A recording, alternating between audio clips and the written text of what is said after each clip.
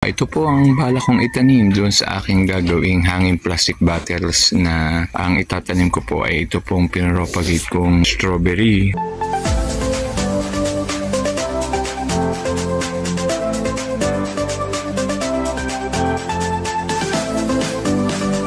Hello po, magandang buhay po sa ating lahat. Medyo malakas po ang ulan kaya dito po muna ako sa loob po ng propagation area. Tama-tama naman po na naisipan kong gumawa po noong DIY po na hanging plastic bottle para po doon sa itatanim ko pong strawberry. Kaya po hindi naman po ako makapagtanim-tanim dahil lakas po ng kaunti ang ulan. Papakita ko na lang po sa inyo ng kaunti ang garden ko na medyo basa po. Basa po ang garden at nag-uulan po ngayon. Kagabi po ay napakalakas. Kaya po dito muna po ako sa aking propagation area. Gagawa na lang po ako noong plastic hanging bottle para po sa itatanim ko naman po. Ngayon po sa garden ay talaga pong ayan po, marinig po ninyo ang bilis po ng ulan, ang lakas po ng ulan. Wala naman pong burong bagyo pero ganito po ang panahon. Kaya po tamang-tama na din na muna po ako nag-stay sa propagation area at ako po ay gagawa noong DIY plastic hanging bottles dahil marami po akong naipon pong mga basyo po ng bote na plastic ay sayang naman po at ako po ay may mga nagawa na po dating hanging plastic bottles. Lalo pong lumakas ang ulan, ay talaga pong sana naman po ay hindi na ito bagyo at talaga naman pong awa-awa na naman po ulit yung ibang mga lugar ay ganyan na lang po yung ulan-ulan. Na lang po sanang mas lalakas pa at mahirap din naman po pag lagi ng sunod-sunod na pag-ulan ay apektado din po yung ibang mga marami pong taong apektado at talaga naman pong mahirap din naman nga po pag mag-uulan. Ayan po at pandalas na po akong bumalik ng bahay. Talaga po na makalakas din nga po ng ulan ay nababasa na po ako sa propagation area. Mamaya na lang po ulit ako babalik. Talaga pong ang lakas po ng ulan. Ang lakas po ng ulan. Sumilong po muna ako. Bumalik po muna ako din sa bahay. Kasi mamaya ko na lang po ulit tutuloy yung ginagawa ko sa propagation area. Dahil po ang bilis po ng ulan ay talaga pong basa po ako doon. Kaya po pumasok po muna ako. Bumalik po muna ako din sa aming bahay. Din po ako sa din po sa may garahe.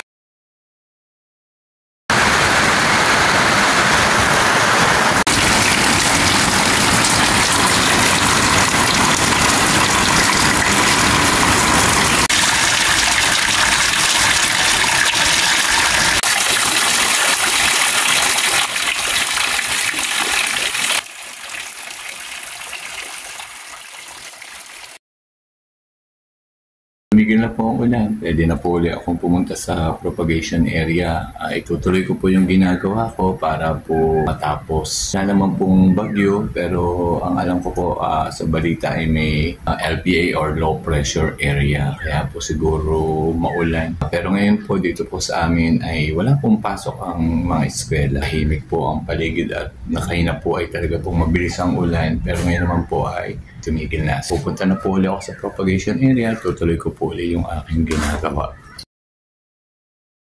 Dito na po ulit ako sa propagation area. So mag-i-start na po ulit tayo. Ang una po natin gagawin ay i-cut po natin yung plastic bottle. Satiin po natin sa dalawa. Pag po na-cut natin, pareho po natin magagamit. Ito na po ang plastic bottles na at gagamitin ko po.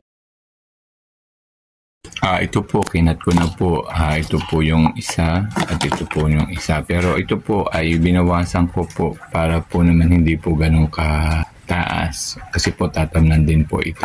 Tama lang po ang ganitong size. Ito naman po yung isa. Ito po ang ating gagawin pong hanging plastic bottles. Mapapansin nyo pong inalis ko po yung pong taklob kasi po akin pong bubutasan tulad po nito. Ito po ay may butas para po pag diniligan po, may dadaanan po ang tubig at hindi po may stuck po sa loob para hindi po mamatay ang itatanim pong halaman.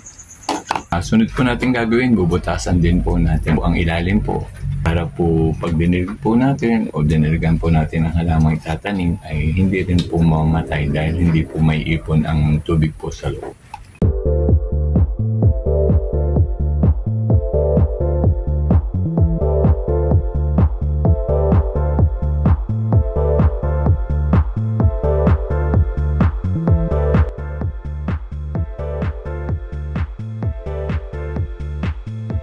Ito po, nabutasan na po natin. So, lahat po ay nabutasan na. So, ganyan po ang gagawin. Kailangan po ay bubutasan po natin. Nakapokus naman po tayo dun sa gagawin nating hanging plastic bottle. So, ito pong ibang ito ay atin muna pong itatabi kasi hindi naman po natin sila muna gagamitin.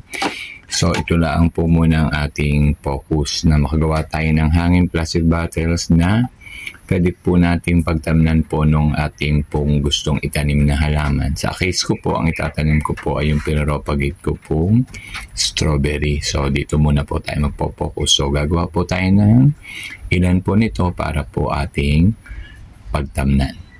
Ang sunod po ay bubutasan din po natin ito pong magkabila pong dulo ng plastic bottles. At gagawa din po tayo magkakat po tayo din ng kawad po. Ito po ang size. Depende na po sa inyo kung gaano po kahaba ang gusto ninyong kawad na pangsabit. Butasan na po ninyo, nakat na po ninyo. Pala ako nagkakat ng kawad, ito po nagamit po ako ng pliers para po mas madali po. Papasok nyo na po yung kawad, i-bend po ninyo.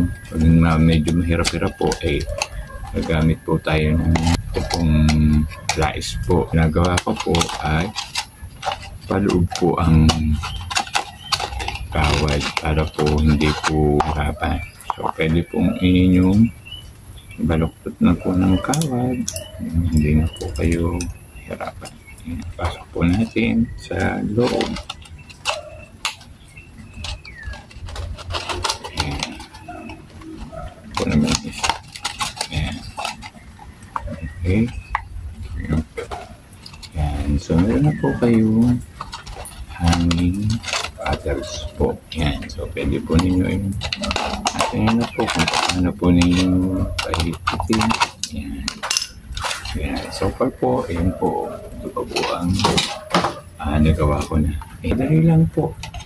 Yan. So, itutuloy-tuloy lang nyo po dun pa sa iba ninyong mga kinat na plastic bottles hanggang makagawa na po kayo ng marami nito at napakaganda na po nitong tamnan. O, yan po. Okay na po. O, nalagyan ko na po ng kawad po. O, ilan din po iyan. Marami na rin po yung natatamnan. Sunod na po natin ay lalagyan na lang po ng lupa at umpisahan na po nating itanim yung pong gusto nating itanim. So, dali lang po. Pag po kayo ay gusto pong itanim at wala po kayong mapagtamnan, gawa lang po kayo nitong mga plastic bottles po. Maganda na rin po ito pag nalagyan po nyo ng tanim. Kakatuwa na rin po yung tingnan at pagka gusto pa rin po ninyo mapaganda lalo, pwede po nyong pintahan kahit na po anong kulay ng pinta ay magiging maganda po sila.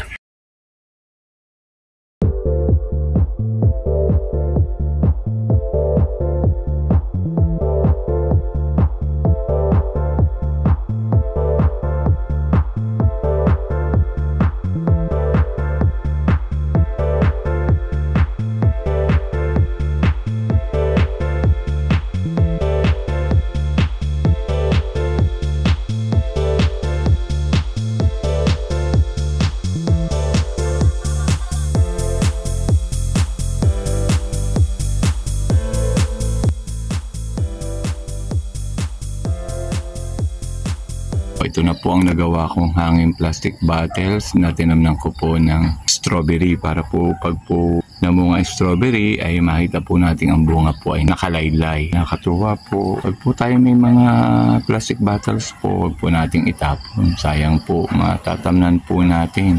Pagka nakakaipon, ginagawa ko po ay tinatamnan ko. Kaya po yan, kaganda rin naman pong tingnan. Pag kung nagkapanahon uli ay akin naman po uling pipintahan. Papakita ko po sa inyo yung iba ko pa pong hanging plastic bottle na matagal ko na pong nagawa. Natamnan ko na din po ng strawberry at iba pong halaman.